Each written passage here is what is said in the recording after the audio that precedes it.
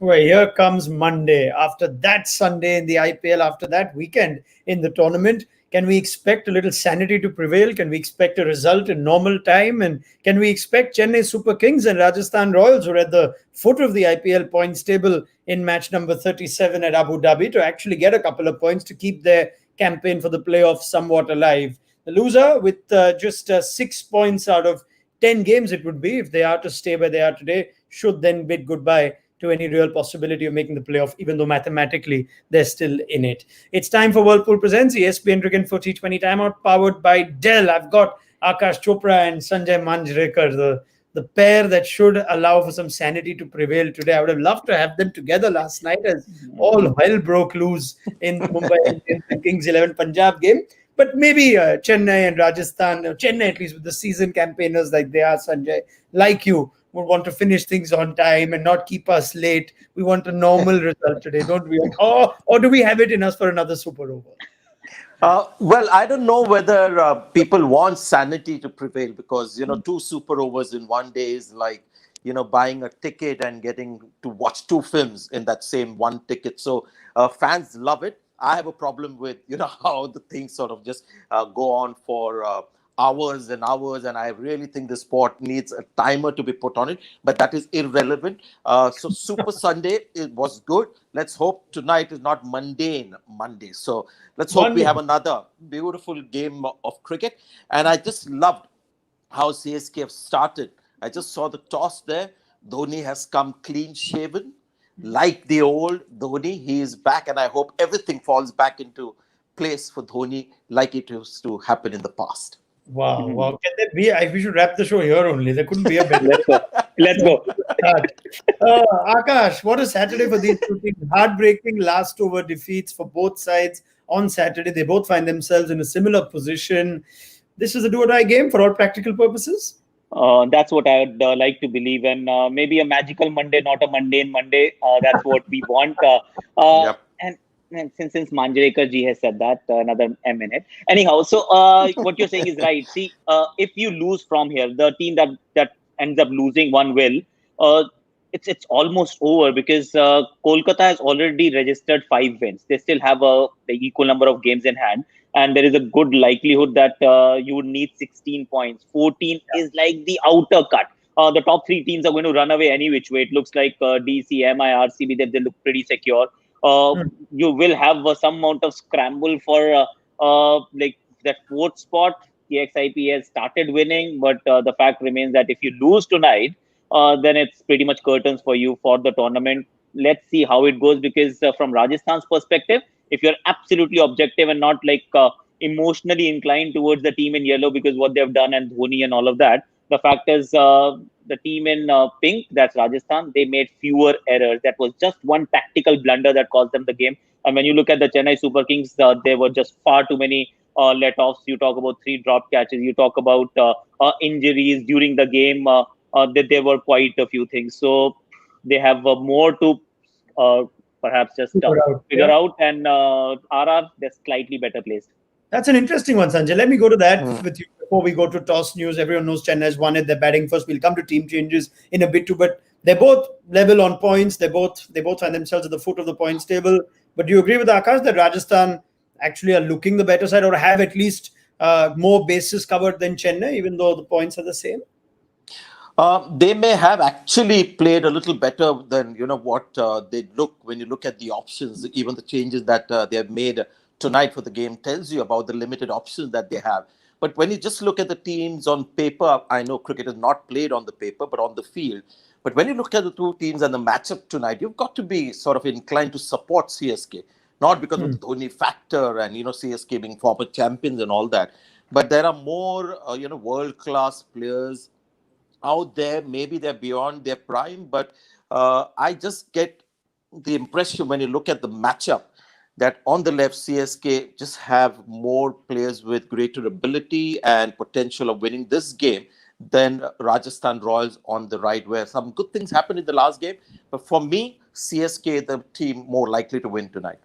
All right. Well, let's go to team news for CSK in that case. And we knew one change would come as a result of Dwayne Bravo's injury. MS Dhoni confirming that he'll be unavailable for at least the next few games. So there's a swap for an overseas fast bowler. Josh Hazelwood comes in after playing just the one game this season on the 25th of September against the Delhi Capitals. So Hazelwood gets his second appearance for CSK this season. The other change is a like-for-like change for the leg spinner. Piyush Chawla comes in after briefly featuring for in that game that CSK won against the Sunrisers, bowled just the one over, and replaces a Karan Sharma who had taken that leg spinner spot for him. Akash, let's go to you first. Hazelwood, the preferred option over a Tahir or a Lungi Ngidi. Do you like that call for Dwayne Bravo?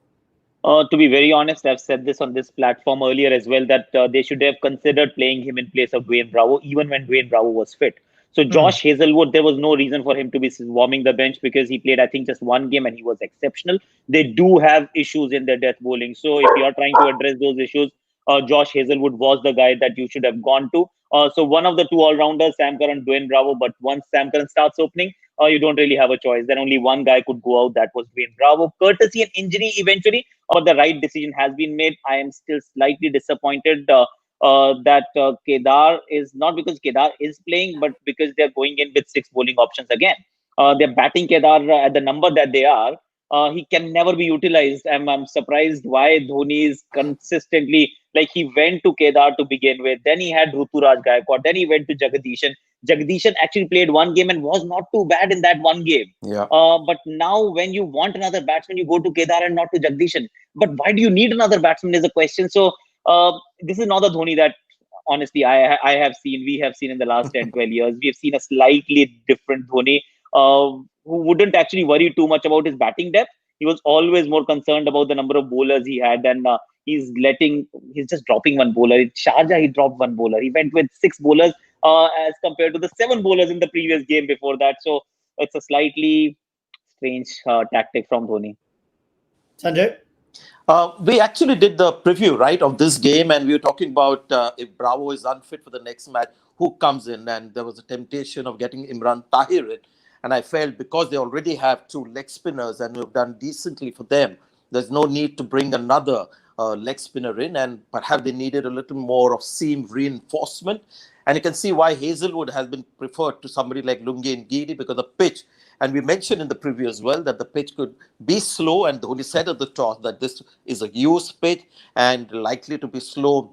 And when they bowl, it's likely to get slow. So who better than Hazelwood to use that, those conditions there?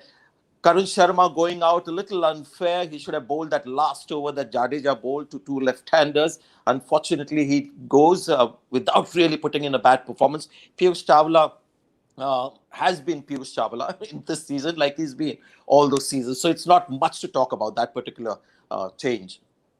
All right, but if I am to try and figure out why Dhoni's suddenly gone for Chawla, you had Karan Sharma coming in and he then got a run of games at the expense of Chawla. Now Chawla comes back like for like as leg spinners, Akash and then Sanjay. What is it that Chawla brings that Karan doesn't, or vice versa? See, ideally, both should have played. That's my key point. That's my topmost point. That Yeah. why Kedar is playing, because Kedar, you're not batting him in the top four. If you're not batting him in the top four, you are opening with Sam Curran, which you should, because the only thing that's been missing in the first 5, 6 games was the intent. And now, the moment you put Sam Curran up, it comes in by default. You don't really have to try to actually accelerate. He sets up that tempo. So if that's the case, and you're just going hell for leather from ball one, then where does Kedar Jadhav fit in? Jadeja's batting is not being utilized to the optimum. So have a bowler, have both leg spinners. I don't think that there is too much to choose between Karan and Piyush. The only difference could possibly be that Piyush has played more cricket. Of course, he's got more experience, and when that's the case, there is a likelihood of going towards those kind of players. So if it was a choice between, say, just taking forward from Sanjay's point, if it was a choice between Jadeja and Piyush Chawla, Piyush may have bowled that over. It was if Since it was a choice between Karan Sharma and Jadeja, he went for Jadeja and not for Karan. Good point. All right, so that's why Dhoni has gone with a change in personnel. What about Steve Smith? And he made it pretty clear in a video released by the Rajasthan Royals. They need to win the next 5 games. 5 out of 5 should take them to 16 points. That traditionally should be enough to go through to the playoffs. There's one change though. Perhaps the likeliest casualty of AB de Villiers' onslaught would make way, and that has happened. Jaydev Unadkat, who was brought back into this team, Sanjay, after being left out after a few games, again finds himself out. And back comes Ankit Rajput, who has featured for the Royals earlier this season. Thoughts on that change? Yes, you got to feel for Jay. They will not cut too many predictable slow balls. And yeah, I mean, AB de Villiers that night was again incredible the way he batted. He might as well actually come out batting with a cape now, the kind of things that he does, like Superman. But the talking point really is not so much about the bowling change, but if you look at the team there, is Ben Stokes at the top. For some Yeah. reason, Rajasthan Royals feel that he must bat at number one. I don't know why that is the case, because Butler, the kind of numbers that he's had for Rajasthan Royals last year, opening the innings. I know he's not got a big one this season, but he has shown some spark at the top. Uttapa's move was unexpected and unexpectedly worked as well. So I don't know whether this is going to be the batting order, but Butler down the order is just heartbreaking for me to see that a guy who was man of the match thrice in a row last year, because he was batting at the top of the order, has been shunted down. So Rajasthan Royals as well have been doing some strange things. They've kept Parag down the order after one fantastic inning. That poor guy hasn't got a chance to bat. Others have batted before him. Tewati, I can understand. In the last game, Jofra Archer batted before Parag. It's a little unfair. So there are a lot of, desperate measures being taken. And I can understand that happening, because when you're looking for wins, you try whatever, you can.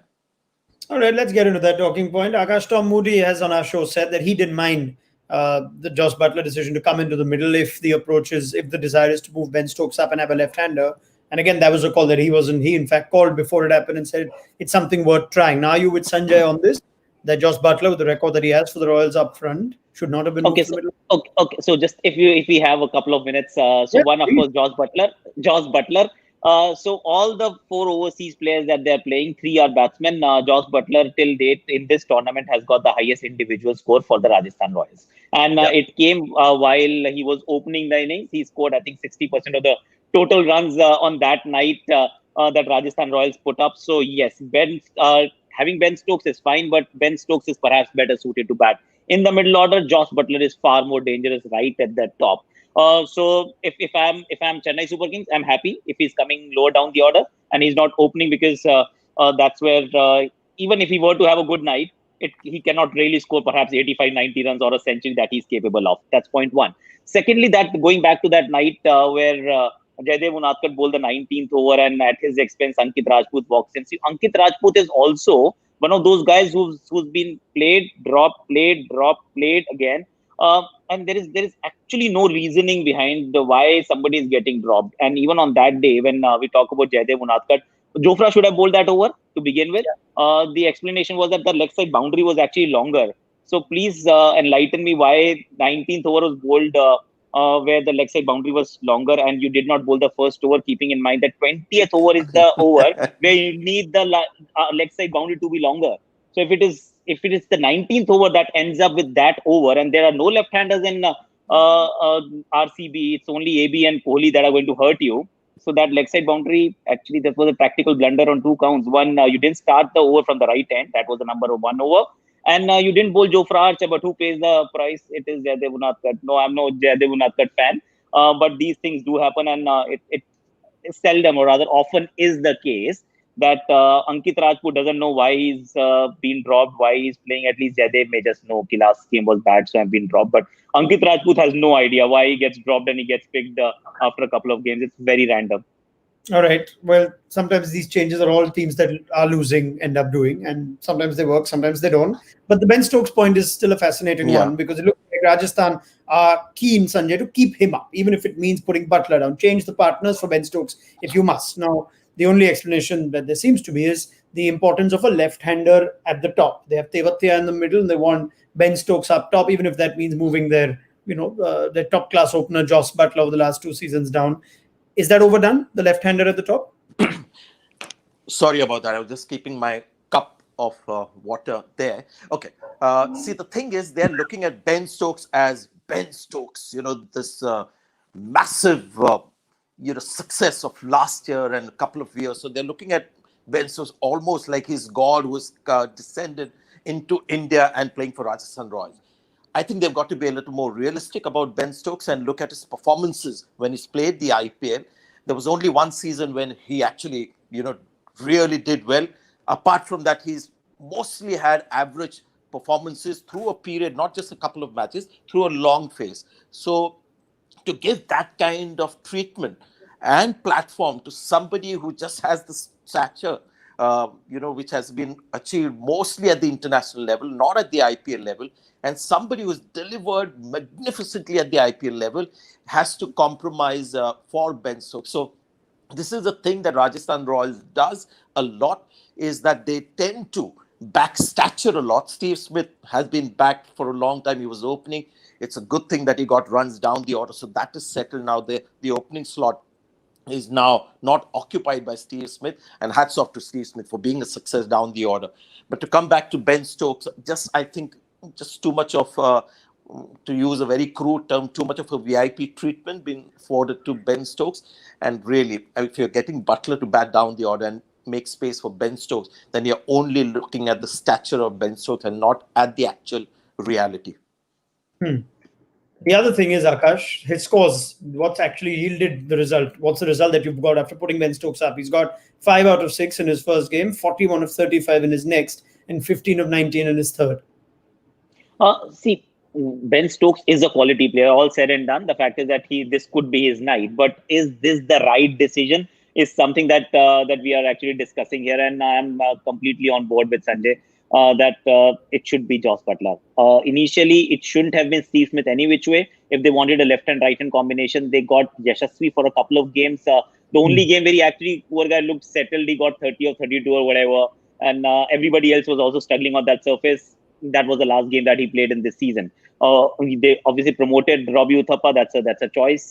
He has opened in the past, but Ben Stokes is an all-rounder. So just view him as an all-rounder. He brings more skills to the table, and he's also someone who performs a certain role for his international team, his national side, in the shortest format. So perhaps he's ideally suited for that role, that slot. And Joss Butler is a runaway match winner at top of the order. So in fact, just correct me if I'm wrong. Actually, last year they were struggling, and suddenly they opened with Joss Butler. That magical decision changed everything that there was with Rajasthan Royals. So now they changed it. Yeah. Forget 2 years about ago. just these three innings, Ronak. Forget about these 3 innings, because anybody can have a short, lean patch. But when you look at the full season that Ben Stokes has played, he's got a strike rate of 120 and an average that has not been great. And, my understanding of Ben Stokes when I watch it, there's no doubt about his ability in global conditions, but in India, on these kind of pitches and the kind of atmosphere there is with people like Sandeep Sharma bowling and all that, I don't think he has mastered the art of IPL batting yet. And he needs to have a couple of really good, consistent seasons like David Warner has had. People like Pollard keep delivering consistently, when they've been given that job. AB de Villiers. So these are guys who have been able to get that IPL game in Indian conditions, in subcontinent conditions. Ben Stokes is not quite there yet. All right. Well, we've given so much airtime to Ben Stokes. So let's hold on for a bit now. Let's give him some more in the mid-inning show, perhaps. And who's to say that he'll actually walk out to open with the way franchises have just been messing around with their opening combinations and just keeping our talking points going one after the other. So we'll see who they send out depending on the score at halftime. But let's talk about a few other Rajasthan players. And in the absence of Unatkat, someone's got a bowl at the death. And it looks like Karthik Tyagi's got the ingredients, Akash, from what we saw in that last game. Oh, he is good. He is good. He showed his skills at the under 19 level as well. In the under 19 World Cup, he's got some amount of first class cricket for UP, a place that has traditionally now produced quite a few seam up bowlers. And what we have seen so far, from skill point of view, from the will or the temperament point of view, he's been right up there. He's getting those Yorkers right. He has the heart to bowl a bouncer, irrespective of who the batsman is. He's dismissed a couple of them as well. I think Quinton de Kock and Johnny Best have been the two big overseas stars, but he's not the one who actually shies away or walks away from a contest. So, honestly, this kid has impressed me immensely. No matter what happens tonight, whether he goes for runs or not, he's the one to watch out for, to look out for the future, because he's got the ingredients to become a quality fast bowler. I mean, there was a much more in that last game, Sanjay, and Karthik Tyagi's managed to get his Yorkers right, even when AB de Villiers is doing what he does at the other end. Sorry, Ronak, I missed the first part of your question. That's all right, Sanjay. Just that he had more experienced bowlers bowling along with him in that last game against Bangalore. He still managed to execute his Yorkers to a set AB de Villiers. You like what you see of Karthik Tyagi? Yeah, 4 overs for 32, I think, in the last game that he played. Right. But how many overs has he bowled in the death? Maybe not too many. So it's going No, to be, actually, yeah, Akash. just to add, Yeah. actually, the first 2 overs on that night yielded 22, and Yeah.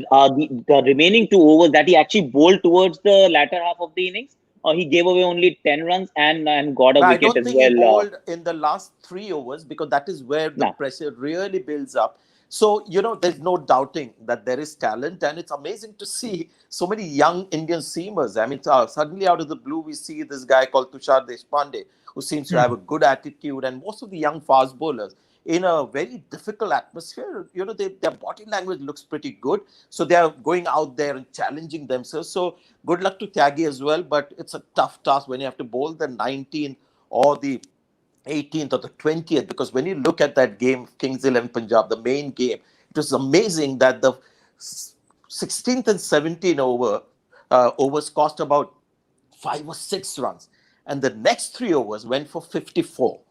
So there is a huge difference between 16th and 17th and 18th and 19th and 20th. And that's why I was in touch with the ESPN Cricket Info Stats guys that let's call 18th, 19th, and 20th as the death overs. And Tyagi hasn't bowled there. It's a tough task. Good luck to him. So we'll know really how good he is when he does that job. All right, fair point. Sam Curran is set to walk out with a Faf du Plessis. Two of you both happy with what Chennai have got here, that they've chosen Faf to open with Sam Curran ahead of a Shane Watson? I can already see Sanjay nodding his head. Sanjay? Yeah, I mean, these are guys, Faf du Plessis and Watson got 180 for no loss to win a game. And Sam Curran, yes, you tried him in 1 or 2 games. He's a guy who will be as good down the order as well. And Faf and Watson are two guys who need a little bit of time. You're just making things a little more difficult with Watson. Watson should have been there as an experiment. One match was fine. I don't like Sam Curran continuing as an opener for CSK. I'd wager that Akash might have a different opinion. Just a couple. I don't mind it. I don't mind it for a simple reason that Chennai Super Kings in the first half of their IPL this season were timid, conservative in their batting approach. And yes, that one off game where they won with actually 10 wickets to spare. Both Watson and Faf were outstanding. I do believe that with Sam, it should be Watson and not Faf du Plessis, because Watson is still he's further away from international cricket, competitive cricket, as compared to someone like Faf, who's the current international cricketer. So he would still be able to manage. He'll be able to manage the new role, so to speak. He wouldn't really mind opening number 3, number 4.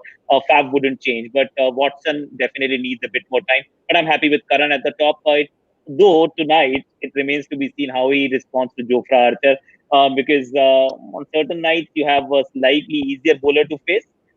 Tonight it's going to be Jofra Archer, so he's like dealing with fire. Let's see if he can firefight. All right, let's see, and let's pick up this conversation once we've seen CSK bat for 20 overs. Big thank you. Yes, Sanjay, please. I just want to make a mention of a guy, because sometimes these guys become the unsung heroes. I mean, we've been talking rambling for the last 20-25 minutes. And Ambati Raidu, it's amazing how this guy in that team that is really struggling has kept his batting standards at a pretty a good height, even in the last game. He looks different from all the others. So well done to him. And that's one of the bright spots that we see in the CSK batting lineup is Ambati Raidu. Come on, call him a 3-dimensional player or batsman.